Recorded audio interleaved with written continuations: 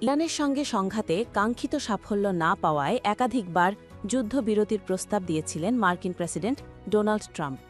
তবে ইরানের পক্ষ থেকে উত্থাপিত ১০ দফা শর্ত মেনে না নেওয়ায় শুরুতে কোনোভাবেই যুদ্ধবিরতিতে রাজি হচ্ছিল না তেহরান। পরিস্থিতি এমন পর্যায়ে পৌঁছে যায় যে ইরানের বিরুদ্ধে পারমাণবিক হামলার হুমকিও দেন ট্রাম্প। কিন্তু যখন সম্ভাব্য হামলার সময় ঘনিয়ে আসে এবং পুরো অঞ্চল জুড়ে চরম উত্তেজনা বিরাজ করছিল, ঠিক সেই মুহূর্তেই হঠাৎ করে অবস্থান বদলান ট্রাম্প।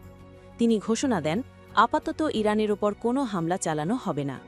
একই সঙ্গে পাকিস্তানের মধ্যস্থতায় যুক্তরাষ্ট্র ও ইসরায়েলের সঙ্গে যুদ্ধবিরতিতে রাজি হয়েছে ইরান, এমন খবর প্রকাশ্যে আসে। এই আকস্মিক ঘোষণায় বিশ্বজুড়ে বিস্ময় সৃষ্টি হলেও মধ্যপ্রাচ্যের দেশগুলোতে স্বস্তি ফিরে আসে। তেহরানের রাজপথ থেকে শুরু করে বাগদাদ পর্যন্ত সাধারণ মানুষের মধ্যে দেখা যায় স্বস্তি ও উদযাপনের আবহ। দীর্ঘদিনের উত্তেজনার পর এই বিরতি অনেকের কাছেই স্বস্তির নিঃশ্বাস এনে দেয়। এর আগে ট্রাম্প ঘোষণা দিয়েছিলেন যে তিনি একটি সভ্যতাকে ধ্বংস করে দিতে প্রস্তুত। তার এই বক্তব্যের পর ইরানের নাগরিকরা রাস্তায় নেমে আসে এবং গুরুত্বপূর্ণ স্থাপনাগুলোর সামনে মানব প্রাচীর গড়ে তোলে। দেশটির সাধারণ মানুষের এই দৃঢ় অবস্থান বিশ্ববাসীর দৃষ্টি আকর্ষণ করে। একই সময়ে ইরানের বিপ্লবী গার্ড বাহিনীও কঠোর অবস্থান নেয়। তারা স্পষ্ট জানিয়ে দেয়, ইরানের ওপর পারমাণবিক হামলা হলে এর জবাব হবে কঠোর এবং তার জন্য চরম মূল্য দিতে হবে। ফলে পরিস্থিতি আরও উত্তপ্ত হয়ে ওঠে। মঙ্গলবার রাত জুড়ে তেহরানে রেড অ্যালার্ট জারি করা হয়।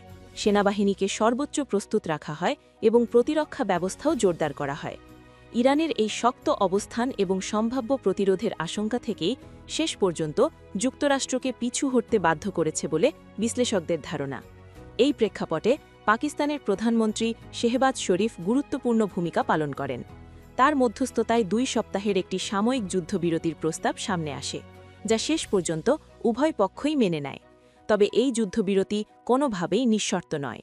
মার্কিন সংবাদ মাধ্যমের প্রতিবেদনে বলা হয়েছে, ইরানকে হরমুজ প্রণালী আন্তর্জাতিক বাণিজ্যের জন্য সম্পূর্ণ উন্মুক্ত ও নিরাপদ রাখতে হবে। বিশ্ব জ্বালানি সরবরাহের একটি বড় অংশ এই প্রণালীর ওপর নির্ভরশীল হওয়ায় এর নিরাপত্তা বৈশ্বিক অর্থনীতির জন্য অত্যন্ত গুরুত্বপূর্ণ। ডোনাল্ড ট্রাম্প তার সামাজিক যোগাযোগ মাধ্যমে জানান, পাকিস্তানের প্রধানমন্ত্রী শেহবাজ শরীফ এবং দেশটির সেনাপ্রধান জেনারেল আসিম মনিরের অনুরোধেই তিনি এই সিদ্ধান্ত নিয়েছেন। এমনকি ইরানের প্রস্তাবিত ১০ দফা শর্ত নিয়েও আলোচনায় অগ্রসর হওয়ার ইঙ্গিত দেন তিনি। অন্যদিকে পাকিস্তান এই পরিস্থিতিতে নিজেকে একটি গুরুত্বপূর্ণ মধ্যস্থতাকারী হিসেবে প্রতিষ্ঠিত করেছে। শেহবাজ শরীফ জানিয়েছেন, এই সাময়িক যুদ্ধবিরতিকে স্থায়ী রূপ দিতে আগামী শুক্রবার ইসলামাবাদে সরাসরি আলোচনার আয়োজন করা হবে। সেখানে ইরান, যুক্তরাষ্ট্র এবং তাদের মিত্র দেশগুলোর প্রতিনিধিরা অংশ নেবেন বলে আশা করা হচ্ছে। তিনি আরও বলেন, এই উদ্যোগ শুধুমাত্র যুক্তরাষ্ট্র ও ইরানের মধ্যে সীমাবদ্ধ নয়, বরং লেবানন সহ আঞ্চলিক বিভিন্ন ইস্যুও এতে অন্তর্ভুক্ত থাকবে। এর মাধ্যমে মধ্যপ্রাচ্যের সামগ্রিক স্থিতিশীলতা প্রতিষ্ঠার একটি সুযোগ তৈরি হতে পারে। এদিকে ইসরায়েল এই সাময়িক যুদ্ধবিরতিতে নীতিগতভাবে সম্মতি দিলেও এখনও পর্যন্ত এ বিষয়ে কোনো আনুষ্ঠানিক ঘোষণা দেয়নি। ফলে পরিস্থিতি পুরোপুরি স্থিতিশীল বলা যাচ্ছে না।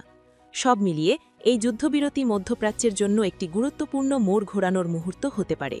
তবে এটি কতটা স্থায়ী হবে তা নির্ভর করছে আসন্ন আলোচনা এবং সংশ্লিষ্ট পক্ষগুলোর আন্তরিকতার উপর। এখন দেখার বিষয়, এই সাময়িক বিরতি শেষ পর্যন্ত একটি স্থায়ী শান্তি চুক্তিতে রূপ নেয় নাকি আবারও সংঘাতের নতুন অধ্যায় শুরু হয়।